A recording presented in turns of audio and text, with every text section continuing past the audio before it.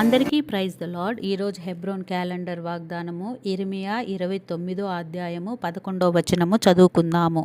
నేను మిమ్మును గూర్చి ఉద్దేశించిన సంగతులను నేనెరుగుదును. రాబోవు కాలమందు మీకు నిరీక్షణ కలుగునట్లు అవి సమాధానకరమైన ఉద్దేశములే కానీ హానికరమైనవి కావు. ఇదే యెహోవా వాక్కు. యెరూషలేము నుండి బబులోనుకు చెరుకొనపోయిన ప్రజలందరి కొరకును మిగిలిన యెరూషలేములో శేషించిన వారి కొరకును పంపించిన మాటలు.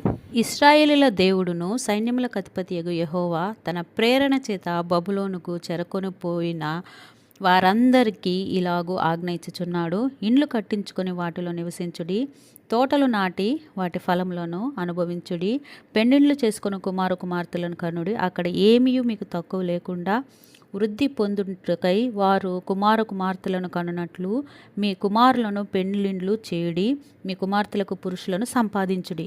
నేను మిమ్మును చెరగొనిపోయిన పట్టణం యొక్క క్షేమము కోరి దాని కొరకు యెహోవాకు ప్రార్థన చేయుడి.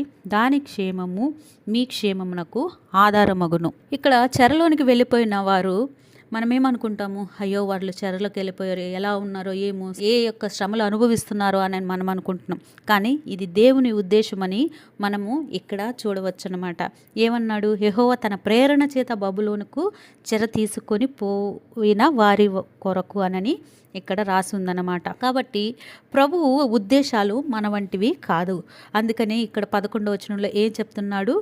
నేను మిమ్మును గూర్చిన ఉద్దేశించిన సంగతులను నేను ఎరుగుదును. రాబోవు కాలమందు మీకు నిరీక్షణ కలుగునట్లు అవి సమాధానకరమైన ఉద్దేశంలే కానీ హానికరమైనవి కాదు. మన హృదయానికి గోచరిస్తుంది ఇది ఏ దారికి వెళ్తుందో, ఎంత సమస్య తీసుకొస్తుందో అని అనుకుంటాం. కానీ మనం ఎల్లప్పుడూ ప్రభునందు ప్రార్థన చేస్తూ ఆయన కొరకు కనిపెట్టుకున్నప్పుడు, ఆయనకు మొరపెట్టినప్పుడు ప్రభు మనల్ని విడిచిపెట్టే దేవుడు కాదండి.